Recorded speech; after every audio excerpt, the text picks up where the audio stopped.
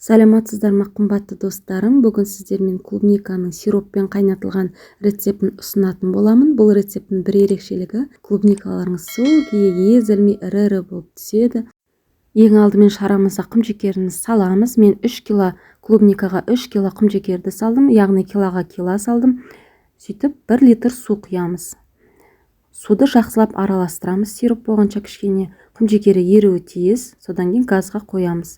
Газға қойғанда мұқият болыңыздар, құмжекер түбіне қатып қалмау үшін жиі араластырып тұрғандарыңыз жөн.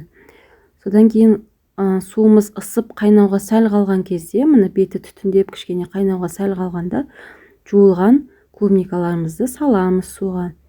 Сөйтіп астын ашып қайнағанша кішкене күтеміз.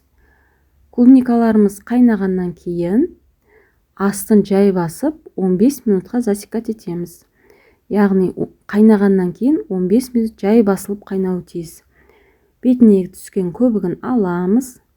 Көбіктерін жақсылап тазартамыз. Мынау шаң тозаңдары болса, қыбырлары болса, көбікпен алынып кетеді. Бұл клубниканы 2 мәрте қайнатамыз. Яғни бір рет қазір қайнатып өшіріп қоямыз дағы, мінекей суытып қоямыз да. 3-4 сағаттан кейін қайтадан тағы да 15 минутқа қайнатып аламыз.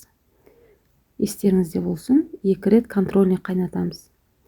Қайнап болғаннан кейін, әбден суығаннан кейін таза жуылған банкіге, негізі мен стерилизовать етпеймін банкіні, ештеңке де болмайды, жақсылап жуамда. Осылай клубникаларымды құя беремін. Ірі болып, прям сочный, дәмді болып піседі. Осылай жауып көріңіздер. Любой вареньяны сироппен осылай қайнатсаңыздар болады. Шиені де осылай істесеңіздер болады. Сіздермен бірге болған мен Алуа Омар. Менің каналыма тіркеліп лайк басуды ұмытпаңыздар. Рахмет.